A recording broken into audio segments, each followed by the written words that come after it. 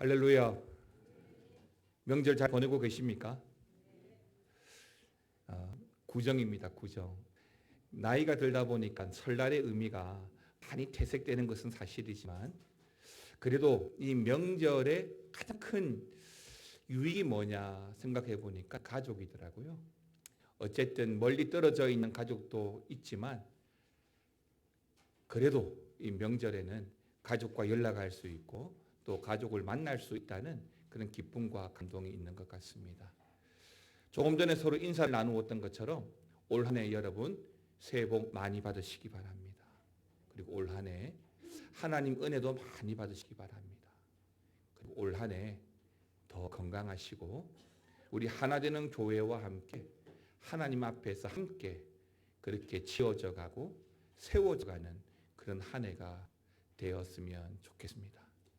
담임 목사인 저도 그런 우리 교회와 여러분들을 위해서 기도하고 섬기도록 하겠습니다. 하나 되어서 올 한 해 어쨌든 하나님과 더 가까이 하는 우리 교회, 우리 가정, 저와 여러분 되시기를 우리 주님의 이름으로 축원합니다. 그래서 오늘 제가 설날을 맞이하는 가운데 예배를 준비하면서 어떤 소재를 가지고 말씀을 준비할까 묵상하다가 가족에 대한 이야기를 해야 되겠다. 그래서 그 가족에 대해서 묵상하고 창세기 9장에 있는 노아를 좀 끄집어 왔습니다. 오늘날의 사회는 이 공동체성이 무너져가는 그 진행형에 있다라고 말할 수 있을 텐데요. 그러니까 다 같이 또 많이 어울려 살기보다는 각자 하고 싶은 대로, 각자 살고 싶은 대로 남에게 피해 주지 않으면서 편안하게 살기를 대부분의 사람들이 바라고 있는 것 같습니다. 예를 들어 가정의 몰락 이런 관점에서 우리가 보게 된다면 가장 대두적으로 드러나는 것이 전 두 가지인 것 같아요. 하나는 혼밥이고 하나는 저출산인 것 같습니다. 여러분들도 혼밥이라고 하는 말이 무슨 말인지 아마 아실 겁니다. 혼자 밥을 먹는다라는 말의 줄임말인데요. 이 혼밥을 인터넷에서 검색을 하게 되면 더불어 나오는 것이 혼밥 메뉴, 혼밥 식당, 혼밥 식기 세트, 혼밥 반찬 이렇게 나오더라고요. 어제도 뉴스 보니까 1인 가정 혼자 명절 음식을 먹을 수 있는 그 간단한 음식 세트가 7,900원에 판매한다고 뉴스에 나오는 것을 보았습니다. 물론 이런 현상들은 경제적인 어려움이 어쩌면 가장 큰 원인이다라고 할 수 있겠지요. 저도 신대원을 다닐 때는 없는 형편에 조금이라도 아끼기 위해서 저녁은 혼자서 컵라면에 남은 밥을 점심때 남은 밥을 가져다가 말아 먹었던 적이 많았습니다. 그리고 또 하나가 이런 혼밥의 문제는 가족과 공동체의 붕괴가 되는 원인이기도 합니다. 그러니까 가족을 떠나서 혼자 자취를 하거나 또 한 집에서 살더라도 같이 밥을 먹는 경우가 어려워지는 거예요. 가족을 떠나서 혼자 자취를 하거나 같이 한 집에 살지 않다 보니까 이런저런 여러 가지 많은 이유로 결국에는 혼밥을 하게 되고 또 뿔뿔이 흩어지게 되는 경우가 다반사인 것 같습니다. 그리고 가정의 이 몰락은 굳이 혼밥의 문제다라고 할 수는 없습니다. 결국에는 저출산의 문제가 함께 동반이 되는데요. 주거비와 양육비 증가로 인해서 젊은 청년들이 결혼도 많이 꺼리지만 결혼을 하고 가정을 이룬 젊은 청년들 역시도 참 많은 비율로 출산을 꺼린다는 것입니다. 통계청 발표에 따르면 우리나라 출산율이 1970년에는 한 가정에 4.5명이었습니다. 그리고 1980년에는 2.57명이었고요. 2000년 들어와서 2000년도에는 1.48명이었습니다. 그리고 2015년도에는 1.24명, 24명.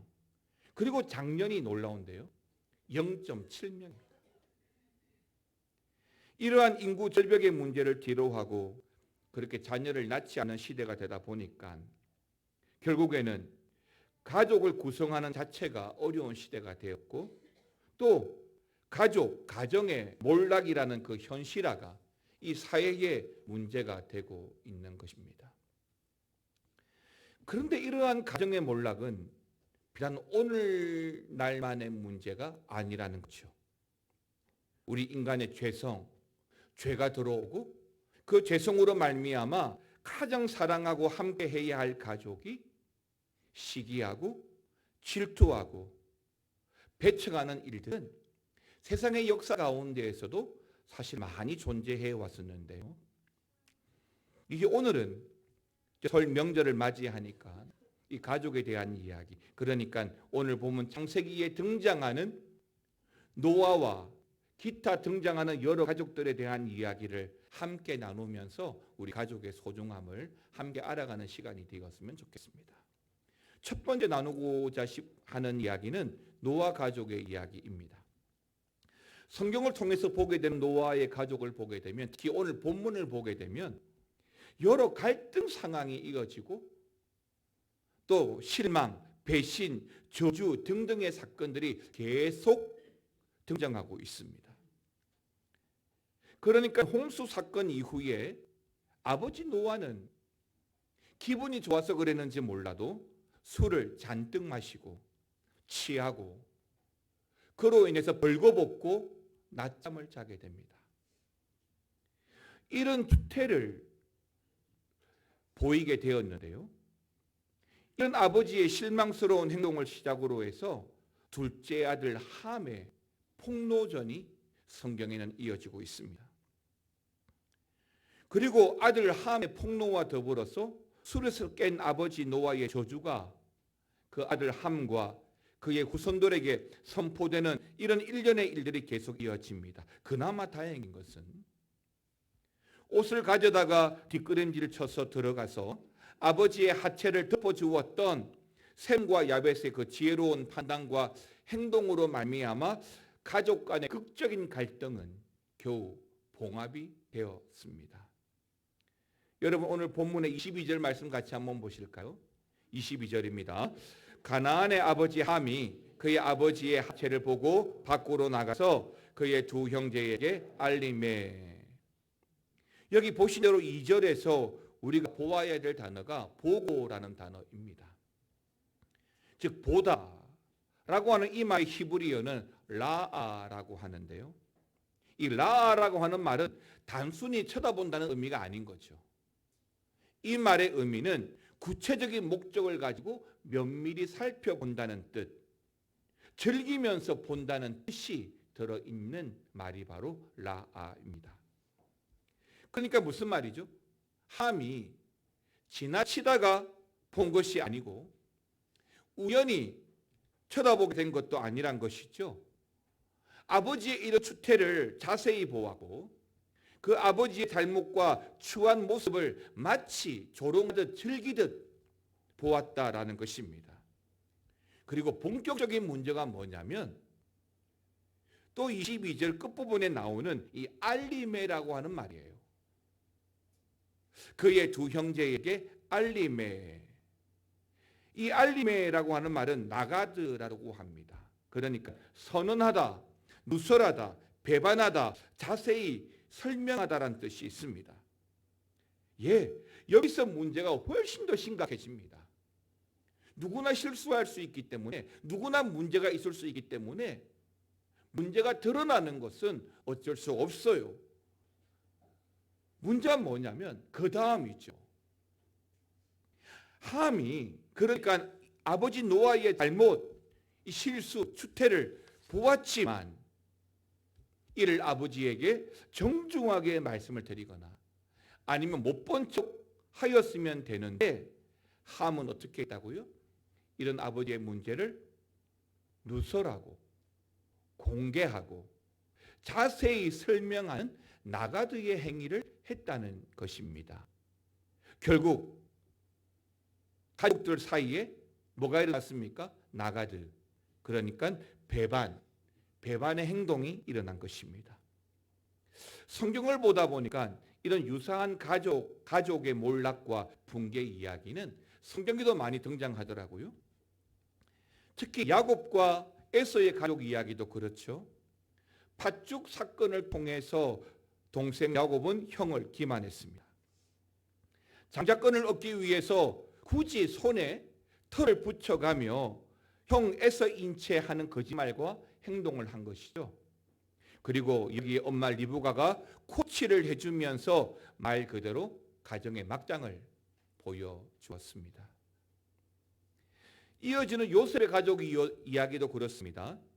야곱의 가족 문제는 그 자녀의 문제까지로 이어지게 되는데 결국 성경에 나타난 이 요셉의 사건은 왕따 사건입니다. 가족이지만 왕따 사건이 일어난 것입니다. 해와 달과 11별들이 내게 절을 한다고 굳이 요셉은 형들에게 꿈 이야기를 합니다. 내 곡식단은 일어서고 형들의 곡식단은 내 단을 둘러서 절을 한다라고 다음날 또 말하죠. 물론 이미 아버지 야곱의 편애가 형들의 질투를 불렀다고 성경은 분명히 기록하고 있습니다. 또 아담의 가족 이야기도 한번 볼까요? 가족의 붕괴와 몰락의 이야기는 인류의 최초였던 그 아담, 하와의 가정에서도 일어나는데 두 자녀 가인과 아벨은 장성하면서 각자 하나님께 제사를 드립니다. 그렇죠. 이제는 가정의 분리가 일어났기 때문에 성인이 되었으면 당연히 하나님 앞에 따로 분제물을 드리는 것이 맞습니다. 가인은 열심히 농사해서 땅의 소산을 드렸고 아벨은 양의 첫새끼와 그 기름으로 제사를 드렸습니다. 그런데요, 하나님께서는 이 가인은 받지 않고 아벨의 제사만을 받으시자 가인은 여기에 분하여 안색이 변했던 것입니다. 어떻게 변했습니까? 저주와 살인의 눈빛으로 그 안색이 변했던 것입니다. 결국 어떻게 되었습니까? 가인은 동생 아벨을 죽입니다. 형제 간의 가족 간의 첫 살인이 일어난 것입니다. 명절은 그래도 가족들이 모이는 참 소중한 시간이잖아요. 멀리서도 찾아오고 외국에서도 찾아오고 또 몇 달, 몇 년 동안 못 보다가 겨우 만나게 되는 정말 반가운 시간이죠. 그런데 뉴스를 보면서 명절마다 일어나는 안타까운 일들도 한 번씩 보게 됩니다. 자, 그렇다면 명절 중에 모처럼 모인 그 가족들 간의 그런 막장 또는 갈등, 불화를 막는 현명한 방법은 없을까요? 대부분의 원인을 고려대학교 정신과 한 교수님은 말에 있다라고 했습니다. 사실은 여자들, 며느리들이 명절이 끝나면 명절 증후군을 앓기도 하지만 실제적인 그 육체의 피로보다는 말의 스트레스로 말미암아 더 많은 갈등과 불화가 야기된다는 것이죠. 그러니까 이 고려대학교 정신과 교수님은 가족이니까 이해하겠지라는 생각에 자신도 모르게 하지 말아야 할 말들을 하기 때문에 불화가 발생한다라고 하였던 것입니다. 여기에 이 교수님은 몇 가지 대화법을 제안합니다. 첫 번째는 지나치게 간섭하지 마라. 부모, 자식, 형제, 친척 서로를 독립적인 주체로 인정하고 너 잘되라고 하는 말이니까 들어 라는 생각보다 말하기 전에 그 말을 듣는다면 나는 어떨까 라고 먼저 생각하라는 것입니다. 두 번째, 이 직설적인 표현을 피하라 라고 하는 것인데요. 저도 이게 잘 안 됩니다만은 도대체 너는 결혼 언제 할 거야? 결혼 빨리 해. 아이는 언제 낳을 거야? 등등의 말인 것이죠. 실제로 젊은 청년들을 설문조사했더니 명절에 부모님에게 가장 듣기 싫은 말 1, 2위가 언제 결혼할 거야? 언제 아이 낳을 거야, 언제 취직할 거야 등등이었습니다. 물론 부모님들 입장에서는 자식 잘 되라고 하는 말이 맞죠. 하지만 이런 직설적인 표현은 결국에는 자녀의 마음을 닫게 한다는 겁니다. 자녀들 역시도 또 부모의 그런 말에 화를 내고 반발하기보다는 부모의 입장을 이해하고 더 노력하겠다는 말로 서로 위로하고 격려하는 것이 중요하다고 했습니다. 한 가지 더 이야기했는데요. 이 교수님은 모두가 공감할 수 있는 소재의 대화를 해라라고 합니다. 가만히 보면 자녀들과 세대 공감이 참 어렵습니다. 공통된 관심사를 가지고 이야기하기 어려워요. 그러다 보니까 현실적인 문제만 자꾸 이야기하게 되고 그로 인해 갈등이 야기되는데 이 교수님은 그렇게 이야기하는 거죠. 최근 화제가 되었던 드라마 좋습니다. 스포츠 경기 좋습니다. 취미, 건강에 대한 주제로 가족들끼리 함께 이야기하면 좋다는 거죠. 그리고 명절에 가족들이 함께 하는 공동체 게임, 윷놀이 같은 게임도 좋다는 거죠. 물론 승부에 너무 집착하다 보면 또 문제가 생길 수도 있겠지만 어쨌든 가족들끼리 이런 건전한 좋은 대화법을 통해서 말에 대한 상처가 아니라 그 말 때문에 서로 위로가 되고 힘이 되어진다면 가족들이 더 단단해질 수 있다라고 말을 하였습니다. 다시 노아 가족 이야기로 돌아와서 노아의 홍수 이후에 새롭게 시작되어진 가족 울타리가 있습니다. 그러나 그 울타리는 사실은 굉장히 초라하고 위태로워요. 당연히 한데 모여서 서로의 허물을 덮어주고 용서하고 사랑의 가치와 실천을 따라야 했지만 그게 무너진 겁니다. 전 세계에 인구가 8명밖에 없잖아요. 그러면 남은 가족이라도 서로 잘해주고 사랑해주고 아껴주고 보살펴 주어야 됨에도 불구하고 그게 무너져 버린 거예요. 여러분 아담의 가족의 이야기에서도 마찬가지잖아요. 형 에서의 그 형 가인의 살인 사건, 그리고 야곱의 가족 이야기에서는 야곱과 에서의 갈등, 요셉의 가족은 요셉의 왕따의 이야기, 그리고 오늘 본문에 노아를 향한 뒷담화와 폭로전까지. 사랑하는 성도 여러분, 가정을 통해서 우리는 하나님의 사랑과 선을 실천해 나가야 합니다. 그럼에도 불구하고 우리의 가정은 참 많이 약하잖아요. 많이 부족하고 세상의 죄와 악에 많이 노출되어 있습니다. 오늘날처럼 같이 모이는 것도 쉽지 않지만 성경을 통해서 가족에 대한 가르침을 우리는 잘 유념했으면 좋겠습니다. 성경은 가정의 불의와 여러 가지 많은 불안의 요소도 말하고 있지만 가정의 소중함에 대해서 참 많은 말을 하고 있습니다. 위대한 신앙의 가정에 대한 가르침도 성경 곳곳에는 정말 많이 보여주고 있는데요. 그래서 두 번째 성경이 보여주는 가정신앙에 대해서 함께 살펴볼 텐데, 우리가 아는 대로 욥은 정말 감당하기 어려웠던 커다란 사건을 많이 겪었습니다. 그럼에도 불구하고 이 욥의 가족은 믿음으로 살았어요. 그러니까 고난 중에도 욥이 가정신앙을 지키려고 하는 대목이 성경엔 분명히 기록되어져 있습니다. 여러분 욥기 1장 5절입니다. 욥기 1장 5절 다 같이 읽겠습니다. 시작.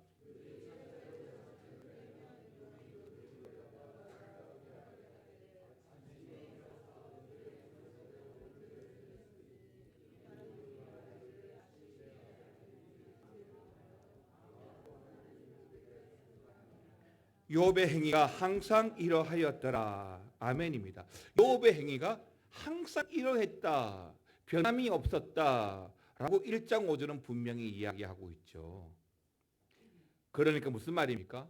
욥은 언제나 번제, 성결한 삶, 하나님을 욕되게 하지 않는 삶을 추구하는 가족 신앙을 가졌던 것입니다. 사도행전 2장을 보시면 고넬료의 가족이 등장하는데, 여러분 이 고넬료는 이방인들 가운데 최초로 세례를 받았던 사람입니다.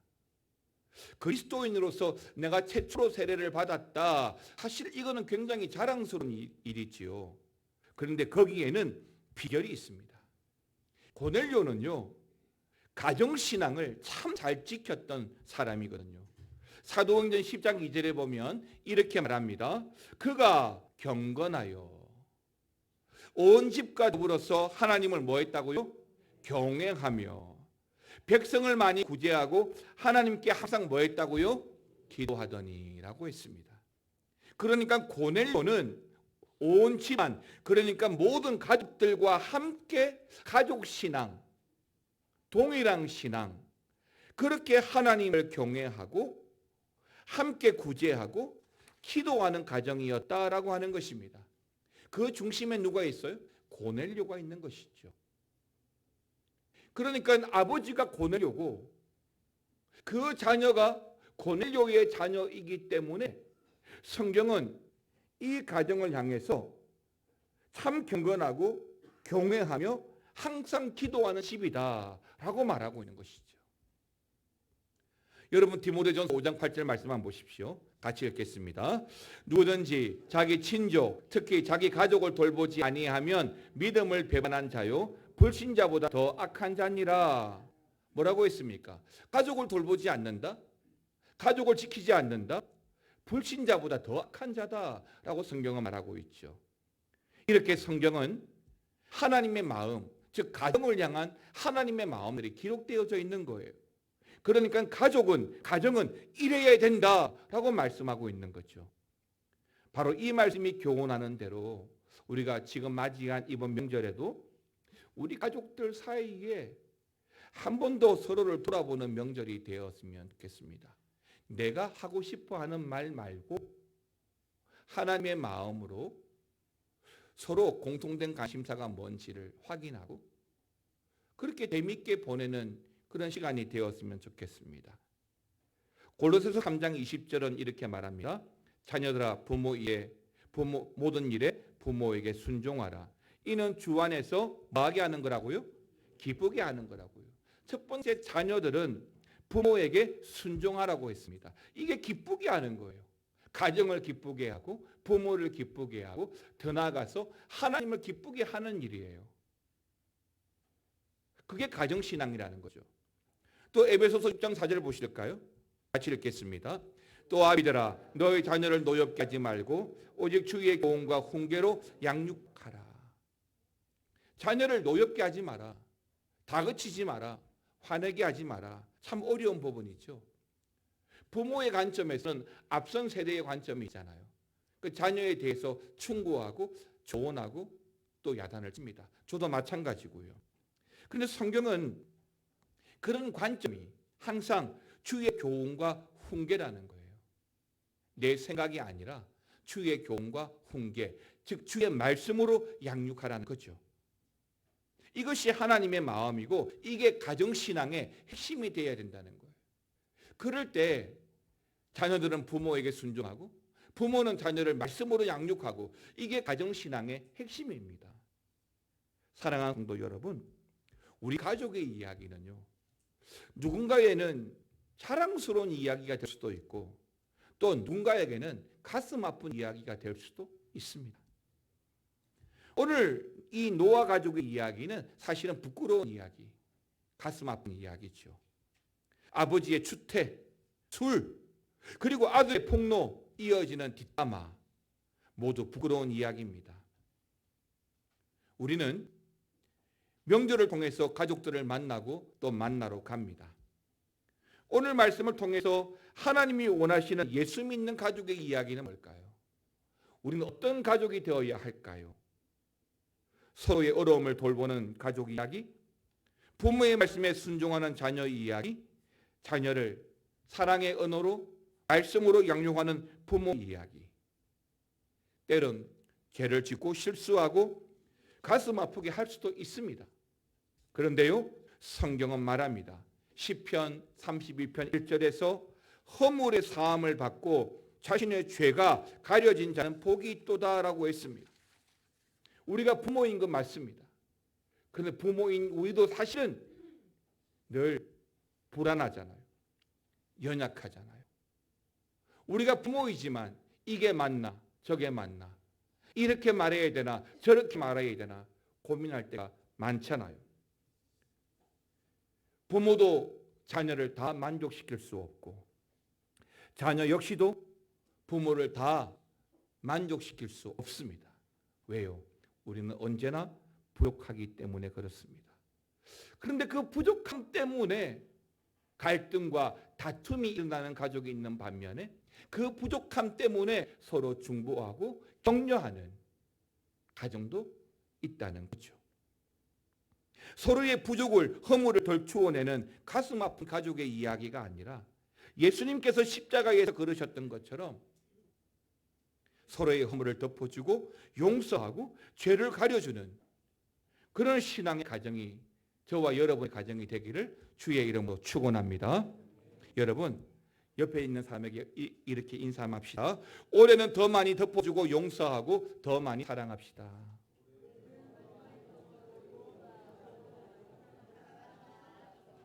꼭 그렇게 되는 은혜가 있길 주의 이름으로 축원합니다. 이제는 노아 스토리의 마지막을 보겠습니다. 여러분 9장 28절 말씀 같이 한번 읽어볼까요? 홍수 위에 노아가 350년을 살았고, 여기 살았고의 히브리어는 와예히, 다시 말하면 존재했다라는 뜻입니다. 영어 성경에는 and I lived 되어 있습니다. and I lived. 이것을 직역하면 홍수 위에 노아는 350년 동안 있었다 라는 거죠. 350년 더 있었다는 겁니다. 자, 다시 노아 홍수 이전 노아에 대한 기록은요 굉장히 방대하죠. 홍수를 기점으로 해서 이전의 노아에 대한 이야기는 굉장히 방대하고 자세하고 가족의 이야기를 다루고 있습니다. 그러나 홍수 이후에 포도주에 취해서 저지른 오늘 본문의 이 사건 외에 기록한 별다른 기록이 없습니다. 자, 이것이 우리에게 던져주는 메시지가 뭐냐면 과거의 아버지 노아는 참 위대한 삶을 살았지만 홍수 사건을 겪으면서 그 이후에는 단지 있었다의 삶, 있었다 외에는 별다른 의미가 없는 삶을 살았던 것이죠. 성경에 기록할 만한 노아의 사건이 350년 동안 없었다라고 하는 것입니다. 노아의 가족 이야기를 들으며 우리가 한 가지 생각해 보아야 하는 것은요, 내가 부모가 그저 있었다, 부모가 있었다, 아버지가 있었다, 어머니가 있었다 외에 무엇이 더 있나 돌아보아야 한다는 것이고, 또 나는 부모로서 내 자녀들에게 어떤 신앙의 도전을 주고 또 존경받는 부모인가, 이것을 확인해야 하는 것입니다. 그래야 남은 350년이 그냥 있었다로 끝나지 않고 기록되는 인생이 되는 것이죠. 그리스도인으로서 우리가 처음 하나님을 만났을 때는 너무나 뜨거웠지만 시간이 지나면서 우리에게는 그저 있다, 있었다 라고 하는 의미만 자꾸 남아있는 것 같아요. 오늘 나는 예배 드렸다, 이것으로 끝난 것이 아니라 오늘 드린 이 예배가 내 삶 속에 어떤 영향을 주는가, 내가 붙잡은 말씀이 내 인생에 어떻게 역할을 해가는가, 여기에 우리가 주안점을 두고 붙들고 살아가야 말씀이 지배하는 나의 인생이 되고 하나님이 다스리는 복된 가정과 가족이 될 거라고 믿습니다. 사랑하는 성도 여러분, 오늘 저는 여러분들에게 노아의 한 가정 이야기를 잠시 말씀을 드리면서 또 신약에 등장하는 고넬료를 비롯해서 몇몇의 이름을 함께 등장을 했습니다. 중요한 것은 우리는 택함 받은 하나님의 자녀이고 믿음의 가정을 이루고 있다는 것이죠. 놀라운 것은 이런 우리 믿음의 가정을 이루기 위해서 우리가 얼마나 많이 기도하고 노력하고 지켜온 가정입니까? 그런데 이런 믿음의 가정들이 점점 무너지고 있다는 거예요. 내 자녀들, 그 다음 자녀들을 통해서 이것이 지켜져 가기가 쉽지 않다는 겁니다. 그래서 오늘 우리는 노아의 한 가정을 살펴보았는데 서로 지적하고 질타하고 덜추어내고 그런 것이 아니라 덮어주고 용서하고 이해하고 격려하고 기도함으로 욥을 인정했던 성경의 말씀처럼 우리가 부모인 우리가 자녀인 우리가 우리 가정이 그렇게 세워져 가기를 주의 이름으로 축원합니다. 사랑하는 성도 여러분, 오늘 명절이잖아요. 올 한 해 다시 한 번 더 저와 여러분의 가정을 살펴보고 우리 가정이 올 한 해는 더 많은 복을 받고 더 많이 건강하고 더 많이 행복하는 항상 하나님을 의지하고 살아가는 그런 가정 되시기를 주의 이름으로 축원합니다. 우리 가정이 주 섬김이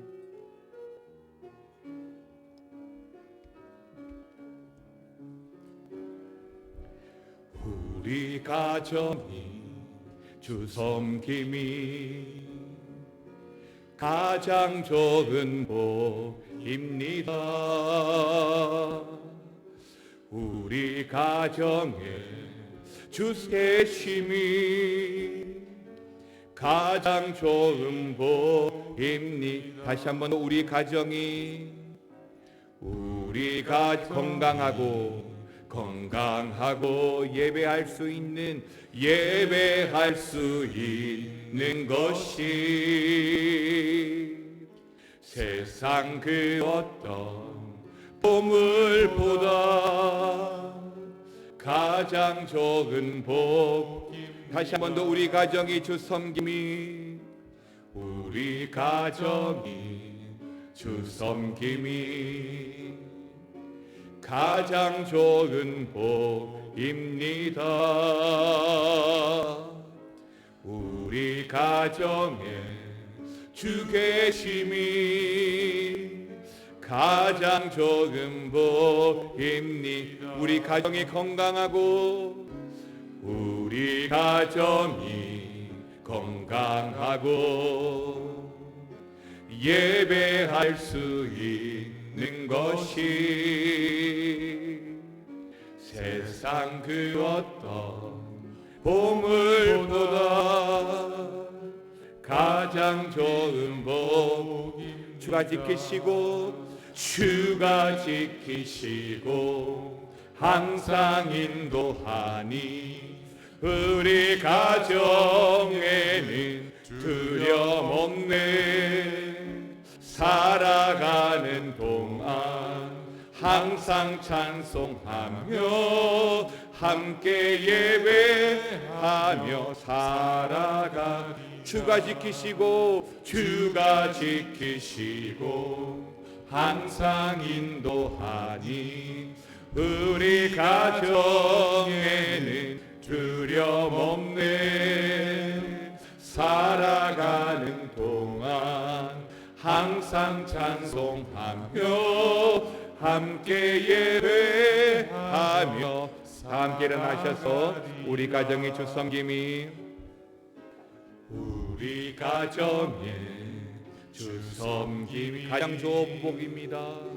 가장 좋은 복입니다. 우리 가정에 주 계심이 가장 좋은 복입니다. 우리 가정이 건강하고 우리 가정이 건강하고 예배할 수 있는 것이 세상 그 어떤 보물보다 가장 좋은 복입니다. 아멘. 주가 지키시고 항상 인도하니 우리 가정에는 두려움 없네. 살아가는 동안 항상 찬송하며 함께 예배하며 살아가.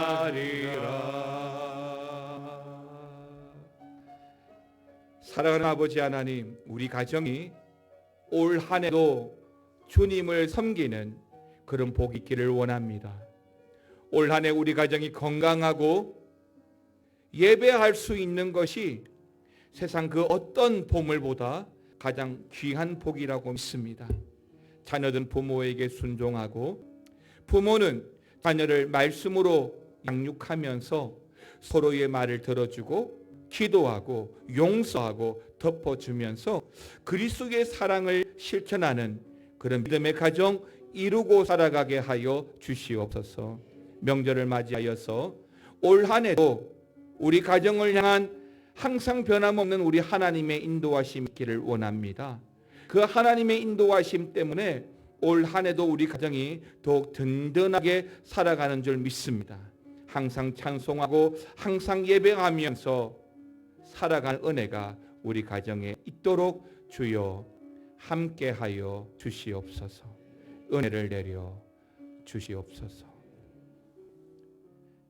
지금은 우리 주 예수 그리스도의 은혜와 아버지 하나님의 사랑과 성령의 감화감동, 교통 충만, 역사 위로하여 주심이 가정의 복, 우리 가정이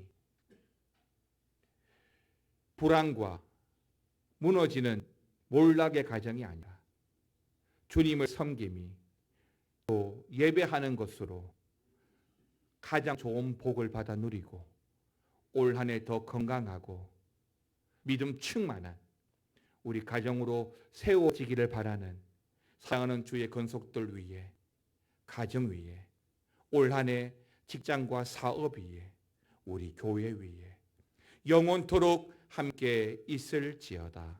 아멘.